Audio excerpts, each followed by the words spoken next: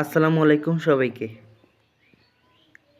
স্ক্রিনে একটা অঙ্ক দেখা যাচ্ছে, এই অঙ্কটাতেই সবার প্রবলেম। ময়মনসিংহ বোর্ড 24 ফিজিক্স সপ্তম অধ্যায় শব্দ তরঙ্গ নবম দশম শ্রেণী। এই অঙ্কটা কিভাবে অতি দ্রুত কম সময়ে অতি সহজে অ্যান্সার করা যায়, আজকে আমরা সেটা শেয়ার করব। তো সকলে ভিডিওটা একটু দেখি। যারা ইনশাল্লাহ আজকের এই ভিডিওটা দেখবে তারা এই অঙ্কটা একটু হলেও বুঝবে। তো শুরু করা যাক। আচ্ছা, অঙ্কটা আমরা একটু পড়ি। দেওয়া আছে রাফিয়া 15 সেন্টিমিটার তরঙ্গ দৈর্ঘ্যের শব্দ উৎপন্ন করে 10 মিটার পার সেকেন্ড বেগে প্রতিফলকের উল্টো দিকে দৌড়াতে শুরু করলো। 0.5 সেকেন্ড পর প্রতিধ্বনি শুনতে পেল। বায়ুর তাপমাত্রা 30 ডিগ্রি সেলসিয়াস এবং 0 ডিগ্রি তাপমাত্রায় শব্দের বেগ 330 মিটার পার সেকেন্ড। গ নং প্রশ্ন, তরঙ্গটির কম্পাঙ্ক নির্ণয় করো। এবং ঘ নম্বর প্রশ্ন, রাফিয়া যদি একই বেগে প্রতিফলকের দিকে দৌড়ায় তাহলে সে প্রতিধ্বনি শুনতে পারবে কি? গাণিতিকভাবে বিশ্লেষণ করো। আচ্ছা, আমাদের গ নাম্বার প্রশ্নে বলছে শব্দটির কম্পাঙ্ক কত, তরঙ্গটির কম্পাঙ্ক কত। আচ্ছা, আমরা তরঙ্গের কম্পাঙ্কের দুইটা সূত্র জানি, কম্পাঙ্ক নির্ণয়ের দুইটা সূত্র জানি। একটা হচ্ছে আমাদের এফ ইকুয়াল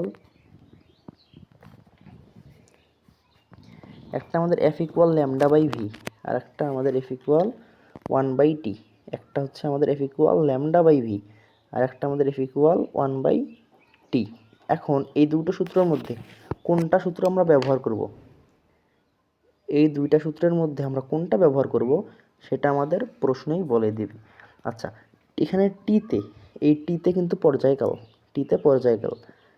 আর ভিতে হচ্ছে বেগ, ল্যামডাতে তরঙ্গ দৈর্ঘ্য। আচ্ছা, তুমি নিজে চিন্তা করো যে এখানে কি কোনো পর্যায়কালের কোনো কথা আছে? নেই। কিন্তু তুমি যদি এই উদ্দীপকটা একটু দেখো, 15 সেন্টিমিটার তরঙ্গ দৈর্ঘ্যের শব্দ, তরঙ্গ দৈর্ঘ্য কিন্তু তোমার ল্যামডা দেওয়া আছে, বায়ুর তাপমাত্রা দেওয়া আছে, তাহলে এখান থেকে আমরা বেগ বের করতে পারবো না, ভি বের করতে পারবো না? চলো বের করি ভি। আচ্ছা, এটার জন্য আমরা বেগটা বের করবো। এখন আমরা ভি সমান সমান কি জানি? V0 into root T divided T0। এখানে V0 সবসময় আমাদের জানা আছে 330 ডিগ্রি। টি হচ্ছে উদ্দীপকে, টিটা আমরা কেমনে বের করব? T0 কি? T0 আমাদের জানা আছে 273 কেলভিন। আচ্ছা, টিটা আমরা কেমনে বের করব? উদ্দীপকে একটা তাপমাত্রা দেওয়া থাকবে, সেটা হচ্ছে এই যেরকম, যেমন দেওয়া আছে বায়ুর তাপমাত্রা 30 ডিগ্রি সেলসিয়াস। যেই তাপমাত্রাটা দেওয়া থাকবে আমরা 273-এর সাথে ওইটা যোগ করব, যোগ করে যা হবে সেটা এখানে বসাবো। তো 273-এর সাথে আমরা 30টা যোগ করি,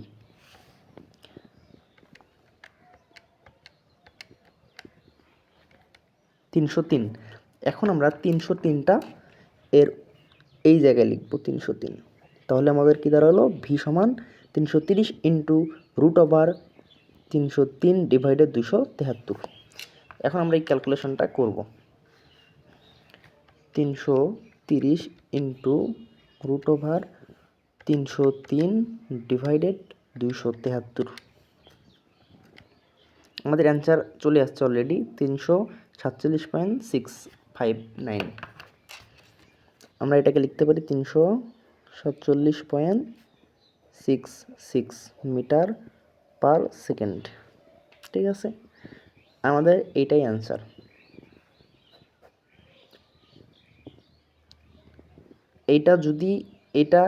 এই অঙ্কটার অ্যান্সার না, তোমরা যদি বোর্ড সার্চ করো দেখতে পারবা, মানে অনেক অঙ্কের গ নাম্বারে এই বেগটা ডাইরেক্ট চাই। তো সেক্ষেত্রে এটা অ্যান্সার। এটা কিসের অ্যান্সার? এটা হলো বেগের অ্যান্সার। কিন্তু আমাদের প্রশ্নে কি বেগ চাইছিল কি? কম্পাঙ্ক। আচ্ছা, আমরা এখন কম্পাঙ্কটা একটু নির্ণয় করি। দেখো আমরা তাহলে এফ সমান কি জানি? আমরা কি জানি? V by lambda. আচ্ছা, ভি বাই ল্যামডা ইকুয়াল, তাহলে ভি এর মান আমরা কত বের করলাম? 347.66।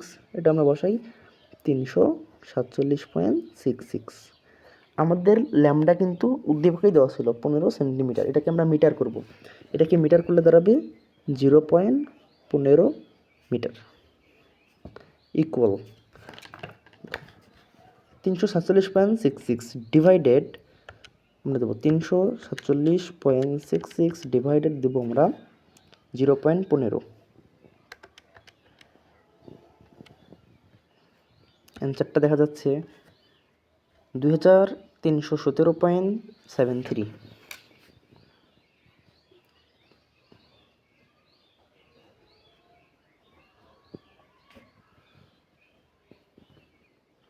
কম্পাঙ্কের একক কিন্তু ভাইয়া হার্জ।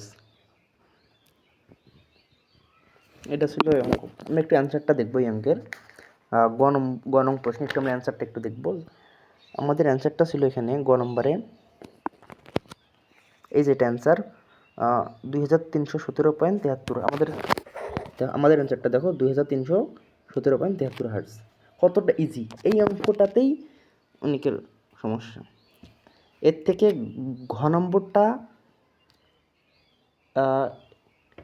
নম্বরটা আরও সহজ যদি একটু টেকনিক দিয়ে করা যায়। আচ্ছা আমরা ঘ নম্বরে একটু যাই। ঘ নম্বর আমাদের প্রশ্নটা ছিল রাফিয়া যদি একই বেগে প্রতিফলকের দিকে দৌড়ায়। আচ্ছা একই বেগে প্রতিফলকের দিকে দৌড়ায়, কিন্তু উদ্দীপকে কী দেওয়া ছিল? 10 মিটার পার সেকেন্ড বেগে প্রতিফলকের উল্টো দিকে, আর প্রশ্নে বললো প্রতিফলকের দিকে দৌড়ায়। আচ্ছা প্রতিফলকের উল্টো দিকে দৌড়াতে শুরু করলো এবং 0.5 সেকেন্ড পর প্রতিধ্বনি শুনতে পেল। দেখো আমরা প্রতিধ্বনির সূত্র কি জানি? আমরা ঘ নাম্বারটা শুরু করবো এখান থেকে। আমরা প্রতিধ্বনির সূত্র কি জানি? 2D = VT। এটা হচ্ছে প্রতিধ্বনির মেন সূত্র। কিন্তু যখন শব্দ উৎপন্ন করে প্রতিফলকের দিকে দৌড়ায়, কিংবা শব্দ উৎপন্ন করে প্রতিফলকের দিকে, বা যখন শব্দ উৎপন্ন করে প্রতিফলকের বিপরীত দিকে দৌড়ায়, তখন সূত্র কিন্তু আলাদা। যদি প্রতিফলকের দিকে দৌড়ায় তাহলে আমরা জানি 2D - x = VT। আর যদি প্রতিফলকের শব্দ উৎপন্ন করে যদি প্রতিফলকের বিপরীত দিকে দৌড়ায় তাহলে আমরা জানি 2D + x = VT। এই এক্সটা মানে হচ্ছে এক্সটা মানে হচ্ছে V1T। বুঝতে হবে V1টা সবসময় উদ্দীপকে দেওয়া থাকবে, আর ভিটা এই যে আমরা যে ভিটা বের করলাম এখানে, এইটা হচ্ছে ভি। তাপমাত্রা দেওয়া থাকবে, আমাদের ভিটা বের করতে হবে। V1 উদ্দীপকে দেওয়া থাকবে, ডি হচ্ছে দূরত্ব, টি হচ্ছে সেকেন্ড। আচ্ছা আমরা তো এখান থেকে ভি বের করছি গ নম্বরে। এত সেকেন্ড প্রতিধ্বনি শুনতে পেলো, এটাও তো দেওয়া আছে। 10 মিটার পার সেকেন্ড বেগে প্রতিফলকের উল্টো দিকে দৌড়াতে শুরু করলো, এটা কি? V1। তাহলে এই যে এরা এতগুলো যে তথ্য দিল, এখান থেকে আমাদের কি বাদ আছে দেখো তো? প্রতিফলকের উল্টো দিকে যেহেতু দৌড়াইছে, তাহলে আমাদের সূত্র কোনটা এখানে? প্রতিফলকের উল্টো দিকে দৌড়াইছে, শব্দ উৎপন্ন করে প্রতিফলকের উল্টো দিকে দৌড়াইছে, তার মানে এটা আমাদের সূত্র এখানে। দেখো আমাদের টি দেওয়া আছে, ভিও আমরা বের করছি, V1 দেওয়া আছে, এক্সতে V1T, ভি আমাদের তো V1 দেওয়া আছে, টি তো দেওয়া আছে, কি নাই? ডি নাই, আমাদের ডি নেই। তো এখান থেকে যদি আমরা ডিটা বের করতে পারি তাহলে আমরা দূরত্বটা বের করলাম।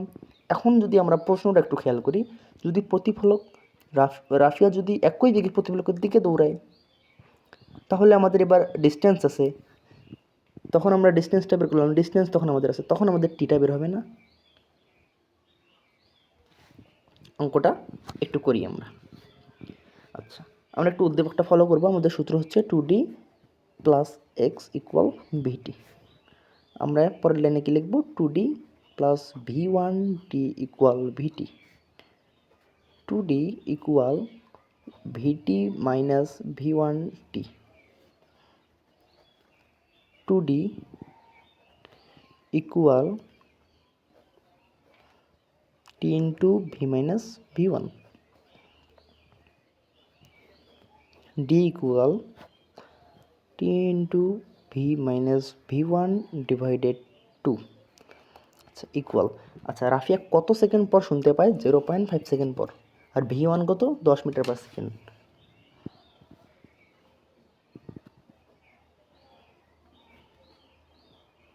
ভি কত? 347.66 - 10 / 2। এই ক্যালকুলেশনটা আমরা এবার একটু করব।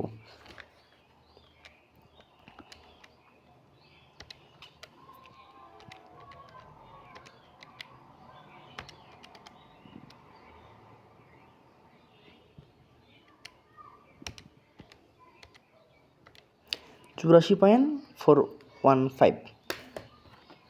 আমরা এটাকে লিখতে পারি 84.42 মিটার। একটা ডিস্টেন্স আমরা পাইছি।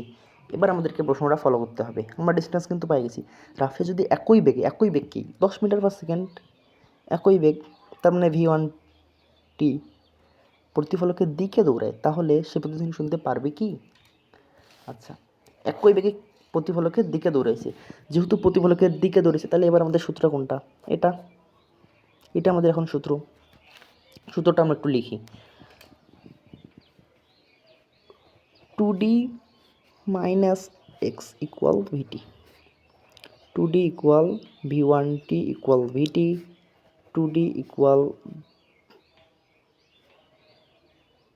minus vt plus v1t, 2d equal t into v plus v1।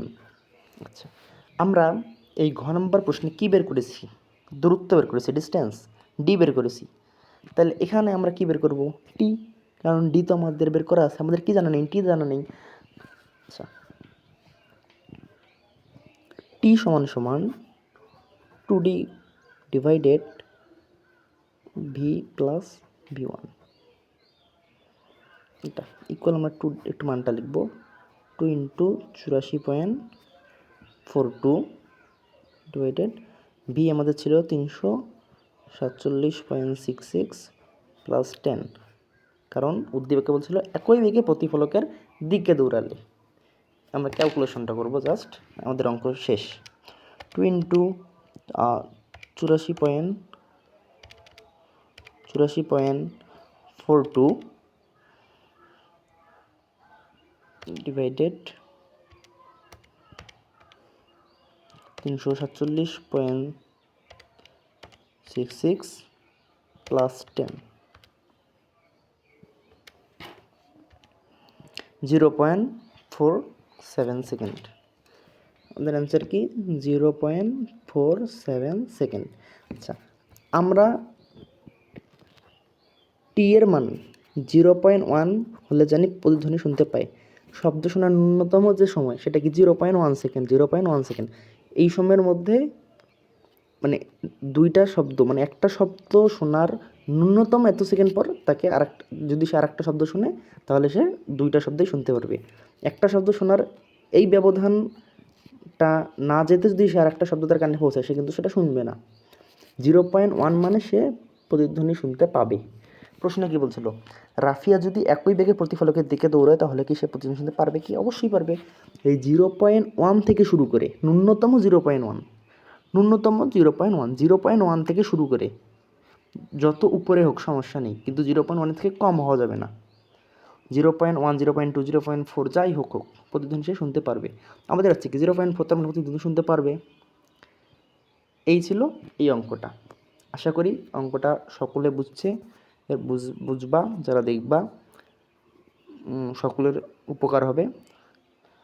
আরও এরকম মজার টেকনিকে অঙ্ক পেতে কমেন্ট করো। ভিডিওটা ভালো লাগলে একটা লাইক করো।